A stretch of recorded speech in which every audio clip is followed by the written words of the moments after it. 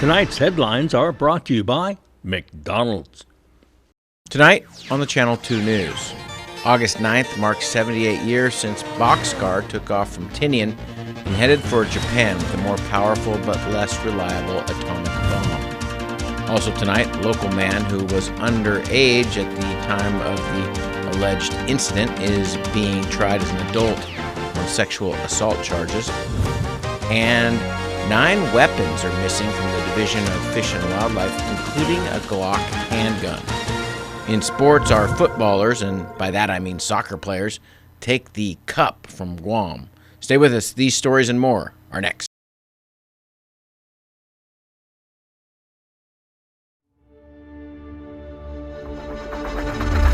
What's the move?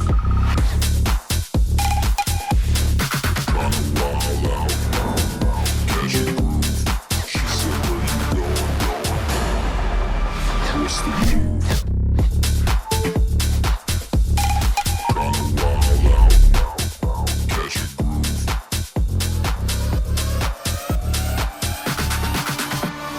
What's the move? Mickey D's McCrispy. Formerly known as the Crispy Chicken Sandwich, now has some respect on his name. Ba-da-ba-ba-ba. Real talk. The Spicy Crispy Chicken Sandwich should have been named Spicy McCrispy from jump. Ba-da-ba-ba-ba.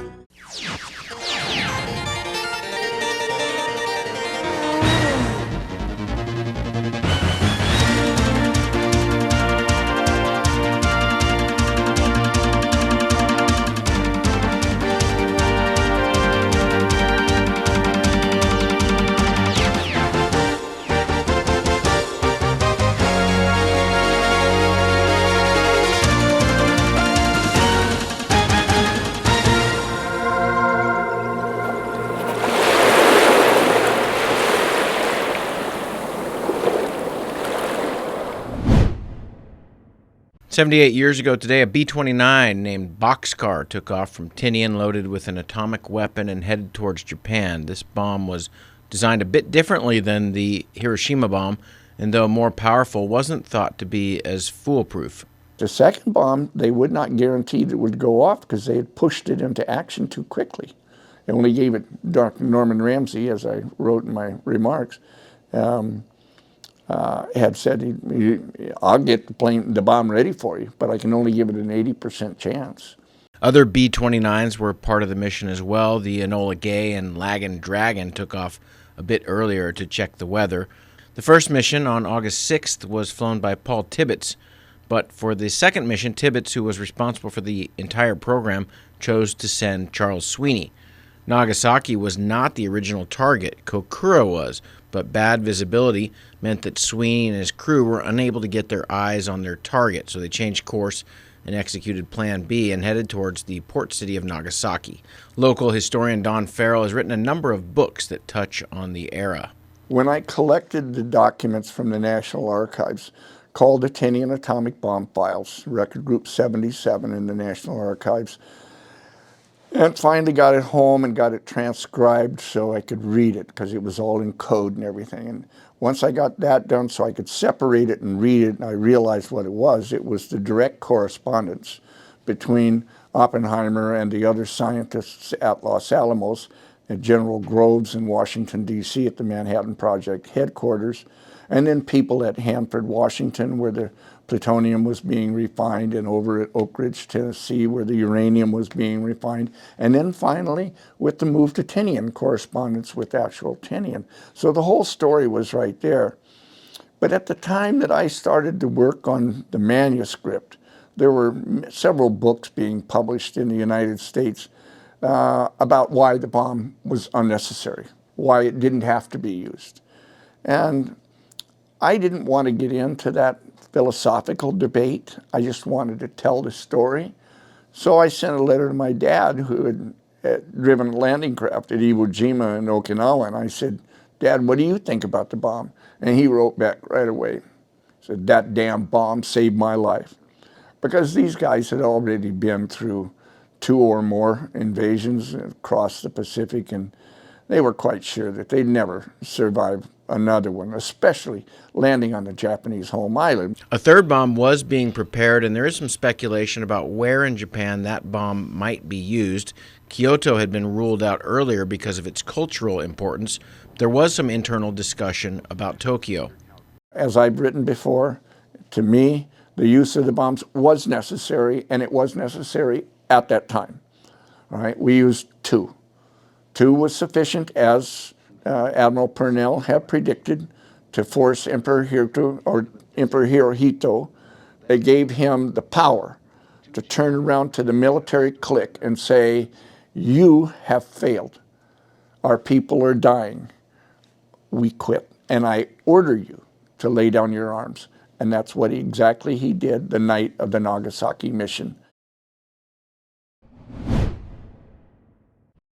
A criminal trial for Kenneth Thomas Bloss Kaipat continues in Superior Court. Kaipat is accused of raping a woman 4 years ago on June 2nd, 2019. Superior Court Associate Judge Wesley Bogdan is presiding over the trial. Kaipat's been charged with sexual assault in the first degree, sexual assault in the second degree, aggravated assault and battery, assault with a dangerous weapon, strangulation, and burglary. Assistant Attorney General Stephen Kessel says they will call 2 medical experts this afternoon. Our first witness we anticipate is going to be one custodian of records for some medical records for the victim. Then we're going to have the physician assistants who examined the victim at the hospital the night of the incident, and then the nurse who did the sexual assault examination. That was also done the evening of June 2nd of 2019. After that, we anticipate we'll go into some kind of technical issues, chain of custody, just tracking some of the exhibits, and then we anticipate our final witness tomorrow is going to be probably our Jacqueline Garfinkel from the FBI. She's the forensic DNA analysis. The prosecution could rest late tomorrow, and then it will be the defense's turn to call witnesses. Brian Sayers-Nicholas is defending Kaipat. Kaipat was 17 years of age at the time of the incident. The victim took the stand yesterday. When you have somebody that was a juvenile when the alleged incident happened, how does that process work? How do you decide whether you try them as an adult or as a juvenile? Well, it depends on 2 factors. It depends, one, on the nature of the charges. It also depends upon the age of the person who's alleged to have committed the offense. There are some, depending on the nature of the offense, if it's more serious, they can be charged as an adult. In other instances, they can be charged as a juvenile, and the government can request that the juvenile court relinquish its jurisdiction and transfer the matter to the adult court. And that's what's happened in this case. Initially, he was charged in the juvenile court, and then those proceedings were moved to the adult court. 8 rifles and 1 Glock 34 handgun are unaccounted for and considered missing from the Division of Fish and Wildlife. It's now DPS case number 2908, and it's classified as theft. Sylvan Igisomar is the director of DLNR, and he says he has instructed all department employees to fully cooperate with the ongoing investigation. Igisomar says he was asked by the public auditor in May to account for all guns issued by the CNMI government, and that he forwarded this request to Manny Pangilinan at the Division of Fish and Wildlife. DFW conservation officers do carry weapons. Pangilinan came back with a report showing that numerous guns, including the Glock handgun, are missing. Igisomar says they are still waiting for the results from the investigation and hope to find these firearms swiftly and store them properly. Bail was modified today for a police officer charged with not securing his service pistol at a Cagman residence. Police say the incident happened in May of this year. Service gun was left in a holster and 2 children accessed it in a bedroom. 7-year-old was shot, possibly shot himself as he was carrying the gun, and it went off. Child suffered an entry wound on the left side of his face, a fractured jaw. Child is recovering but will continue to need future medical care. Raymond Saralu was taken into custody on Friday, and his initial appearance was Monday morning. Today he was back in court and had his bail modified. He will be released to a third-party custodian. Initially, bail was set at $50,000. The officer charged with aggravated assault and battery and storage of firearm charges. Responding officers say they found a total of 8 firearms at the residence, several of them in an unfinished closet space with no doors and plywood shelving. They sent the evidence for analysis to the Guam Crime Lab, and GPD said that the shell casings and fragments did originate from the officer's government-issued Glock firearm. Families say the officer is cooperating with the investigation.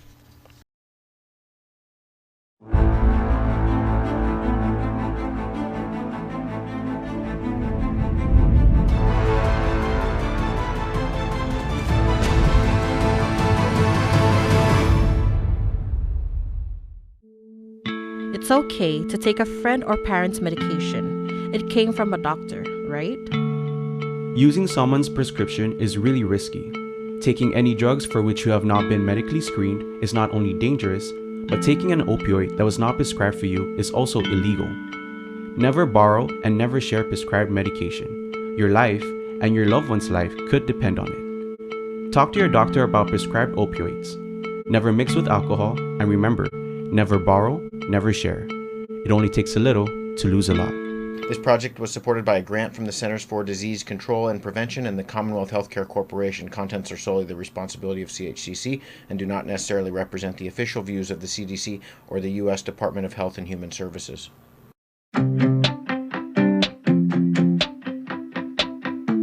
One of the best addresses in Saipan has office space available now, right in the heart of things. The Mariana's Business Plaza offers reasonable rates and can help build to suit your needs. You'll love the central location, just 15 minutes from the airport and 10 minutes from Garapan. Ample and covered parking keeps your vehicle close and protected. 2 restaurants for easy access, lunch, dinner and business meetings. Building security and 24-hour access to your office. Backup generators, so you can run your business in all weather. And 3 elevators mean easy and convenient access. It's the address in Saipan, the Mariana's Business Plaza.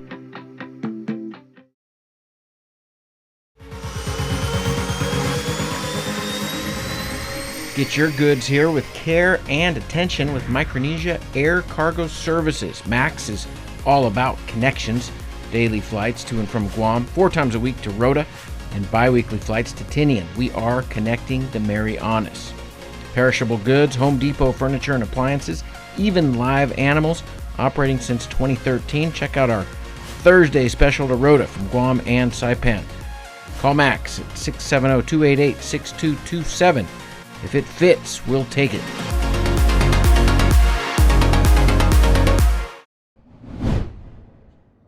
It's ESGR week in the NMI. The DoD program gives service member employees certain safeguards so that they can keep their day jobs when they are called to serve. We are celebrating the 26th annual ESGR week, where we invite our employers and our partners from the public and private sector to come and join us, celebrate them for really taking care of our military service members from the 7 different branches. Dr. Rita Sablon is the CNMI area chair. Ray Lanetta has been the state chair for the last 3 years and with ESGR for 12. So this is part of our employer outreach to get employers to come in and learn more about ESGR and what we can do to help them, and also provide the law, information about the law in what the rights are for service members who are serving in the Guard and Reserve. The law gives reservists some assurances that they will have a job when they return from deployment. Sometimes conflicts arise because they have to leave and do their training, and it's kind of like you're pulling. Hey, I need I need to do this, and so it's important for the employers to know what the law is, and to that point, we come in and educate both sides, both the military and the employers. They also offer mediation services. It's not about the employer and the employee. In the end, it's about democracy in our nation, and that our service members are there to ensure the safety and well-being of our island. What we do is that we do an outreach for military purposes. We do an outreach for an employer purposes, and that is really to educate them on the uniform service Employment and Reemployment Rights Act that is very critical, because as our service members are deployed or are off to military duty, our employers need to understand, why they have to go, and that they have the right to employment or reemployment even though they are away from their civilian life. Layla Staffler is the Secretary of Labor. She has 2 reservists on staff. There are employment rights for people who serve our country, and it's important that employers know those rights so that they don't violate them, and it's also important that service members know those rights so that they can obtain those benefits when they return from the service that they've given to our country. Robert Mojica is a firefighter. He's also a sergeant in the U.S. Army Reserve. Me as a reservist, I believe that the ESGR is important because if we need to leave for our training, like how they were talking about leaving for maybe a month or for a year, we have that job security knowing that when we come back, our position and our title is still there. So it's a nice little cushion to know that when we're overseas and we're doing training or we're doing something, that when we come back, we can still live our life as a civilian and still have that job for us, waiting for us when we come back. I think a lot of people don't really understand the full, concept of ESGR, that they're also here for the reservists and they're also here for the employer to keep that bond of, hey, we're not trying to do last minute things. If we need to leave, it's because of an emergency or because of whatever needs to be taken care of. And it's nice to know that, we have somebody covering our back, at home, or if we need to leave overseas for something. A local showrunner will soon head back to the west coast of the mainland to continue a PhD program. Sophia Perez recently created the show Island Times, a Sesame Street-type TV show that mixes in real actors with puppets. The lead character, Fauna, is charismatically played by Shannon Sasimoto, who is struggling with who she is, how she fits in, the old and the new Sasimoto. She's talking to her parents, and she's talking about, I used to feel like I wasn't Chamorro enough, but now she's realizing that it's on her terms. She gets to say whether she's Chamorro enough or not, and I love that scene. I think it's just so relatable, not only to me, but also to other people in our community, and there's more to it. Definitely gotta watch it, but I love that scene. What does that mean? That's based on the person's terms, I mean, for example, me, I have to question, am I Chamorro enough? I may not know the language, but I know how to weave. But am I Chamorro enough? There's someone out there that knows the language but doesn't know how to weave. Do I question if they're Chamorro enough? That's not my, that's not my right to butt in. That's on their terms. The actor is now a recent college graduate. So I just graduated from NMC with my bachelor's in business management, and now I'm working at NMC, specifically with NMC Crease. Have you done any acting before? No, I have not. So that's why I was really thankful and surprised that Sophia reached out to me, because I was like, whoa, this is crazy, because she's making her dreams come true, but also other people's dreams, because it was my dream as a child to one day act. So I was like, oh, okay, cool. She's so talented too. I mean, you would never think that was a new experience for her. She just nailed it. The aspiring filmmaker says producing the show was a real learning experience, and she is headed towards another one. Next semester will be my first time teaching, being a grad student instructor. So I've been spending the summer trying to know the curriculum a little better and doing my reading, but that's the next big challenge, I guess. And hopefully finding more opportunities to make more episodes of Island Time. Perez will start her student teaching in a Berkeley lecture hall that will hold between 300 and 400 undergraduate students. The course will be taught by the advisor for her PhD program, and the American Cultures class will have some interesting material from the Western Pacific. I'm really fortunate it's being taught by my advisor in the program, so she incorporates as much diversity within the syllabus as possible, and we'll actually be reading about Papa Maupialu and some of the Carolinian navigators.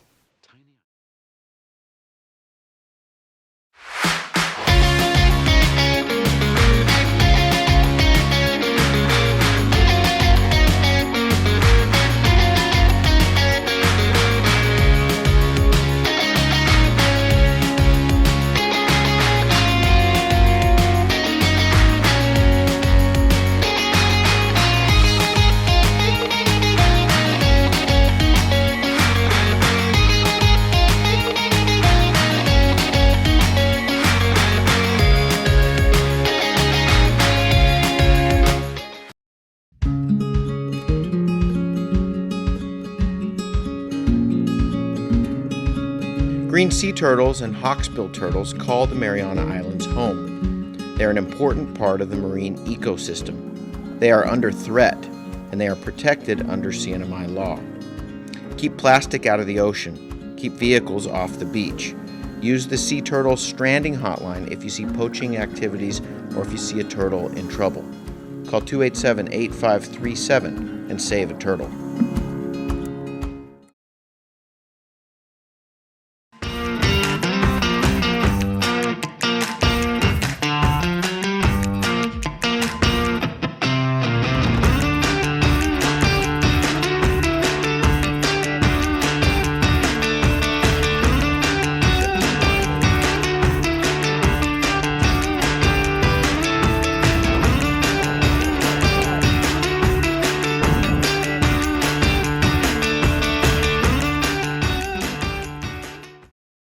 Premium office space is available now at the Hermosa Vista Business Park on Capitol Hill.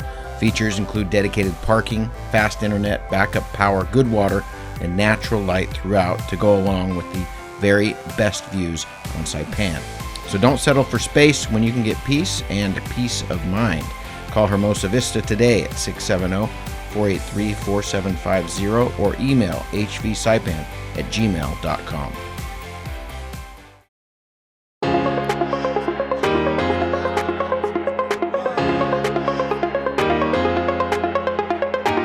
Hey, golfers, come north and practice your game at the Marianas Driving Range. New Year's local specials. 10-piece coupon books available for just $60. That's a $10 savings. Want to get really good? Come work on your swing every day for just $99 per month. It's our practice pass and you're going to love it. Grab your passes and go straight to the range. You can social distance and chip all at the same time, and the views are free. Reserve now at marianastrekking.com. You can pay online, open 7 days a week.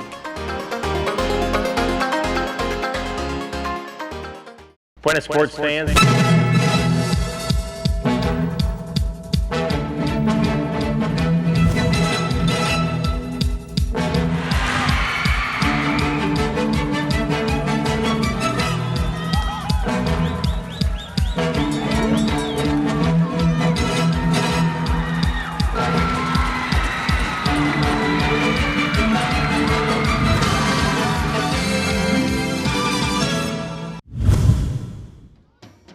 Mariana's Cup action Saturday night. The men had the early game and the women with the late one. The women were coming off an impressive 5-1 victory in the first contest, but Captain Diane says that was in the past.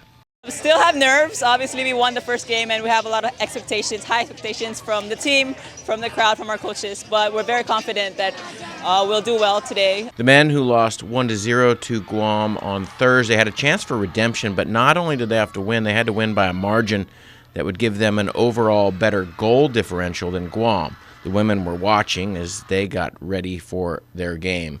It was a very good game, nail-biting for sure. I know they needed 2-0 to win, and to get another goal in, it was like we already know that we were going to get that dub, so it was good. Coach Mita used the off day between games to make some adjustments in the men's attack. First game we lost, but we have a lot of positive. Then we just, improve some details, okay? Then, so after we score first goal, so some of the boys a little bit casual already, like they think like winning. So the halftime, we discussed that, we need second goal immediately. So then the boys made it. Yeah, then until the end, they stay focused. Then they show the best game.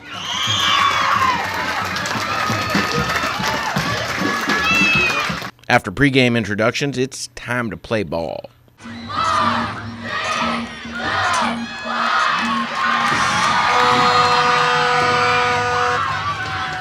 NMI using a balanced attack. They have a 4-goal overall cushion going into this game in the point differential, so no doubt Coach Koo emphasized the importance of defense in this second contest. Guam, though, had nothing to lose.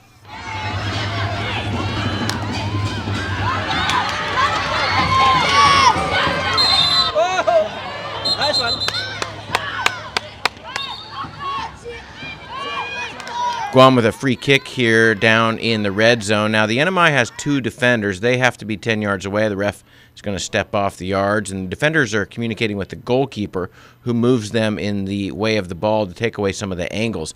Looks like a long 10 yards here. Their job is to do anything they can to stop the ball from getting into the danger zone, and it can be a daunting task. Great defense there right off the face. This is not shuffleboard, folks. Gives Guam a corner kick, but more good defense, and the threat is neutralized. NMI moving the ball throughout the game nicely. Good balance on offense and defense.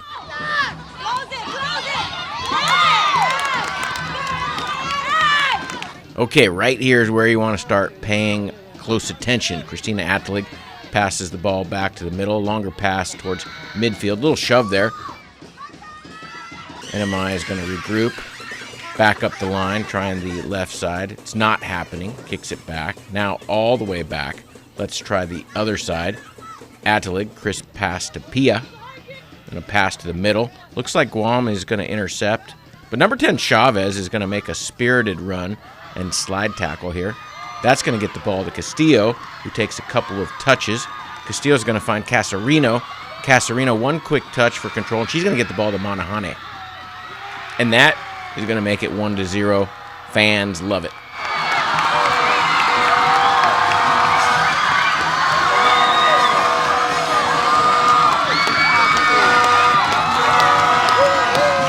Number 8, Jana Casarino, has a left foot, some drive, power, and if you have those things around the opposing net, well, you are a threat. Kick from Guam here, and it's going to go towards the middle of the field. That's a danger zone, and Casarina is going to take care of business. Upper right corner, bam, 2-0. That had a little Dijon mustard on it.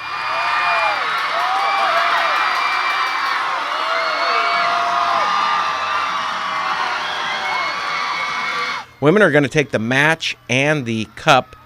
Vicky Izuka presents the MVP award.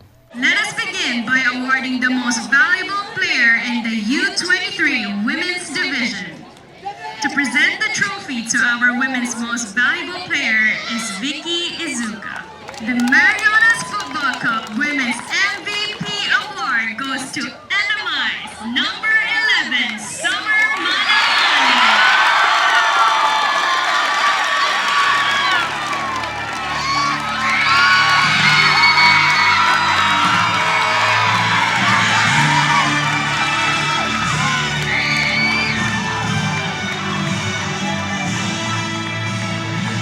Manahane is going to head back to the pitch, and then she stands all alone between 2 latte stones. I feel good. Definitely surprised, a little bit surprised. But yeah, it feels good. Coach Ray, what can you say about your game specifically? You scored. My game specifically? It's a team sport. Obviously, I can't. 1, 2, 3. Thank you. Yeah, I couldn't have done it without my team. Team sport. I just feel like everybody worked hard. Any one of us could have gotten it. So I'm happy it was me, obviously. Any words of thanks? I want to thank my coaches, my team. I'm very proud of them and myself. And yeah, thank you. Congratulations goes to the NMI women. Way to go.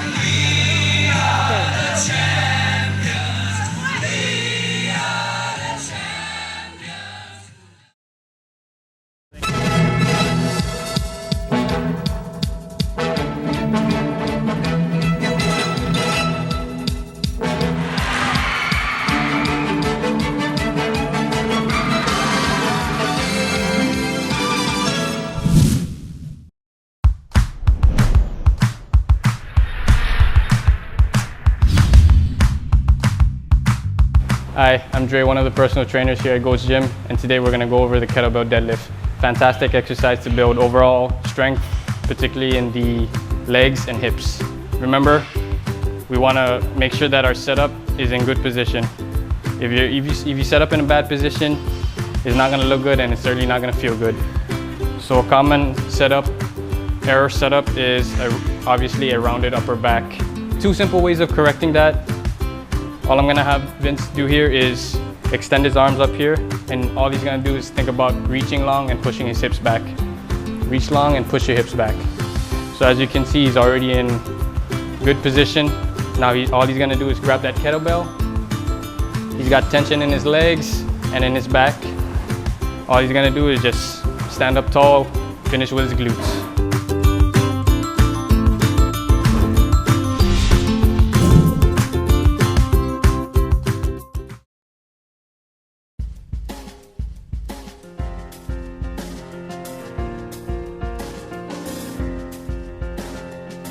Take a look at the midweek weather report. High surf is coming. National Weather Service say it should start coming tomorrow morning. There's a high surf advisory that's in effect from Thursday morning, and that's going to go through Saturday afternoon. So surfers look at this news as positive, but you do need to be careful out there if you do not know what you're doing.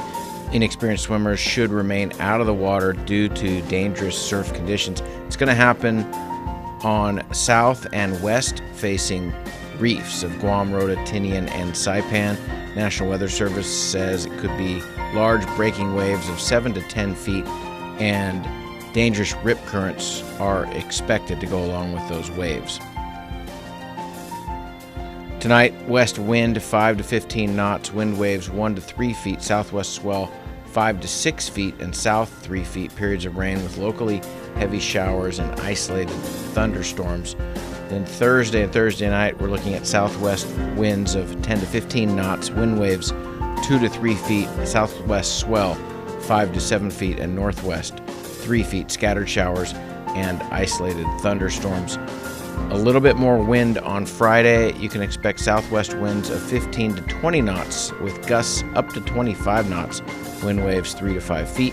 Mixed swell southwest 5 to 7 feet and northwest 3 to 4 feet. Numerous showers and isolated thunderstorms.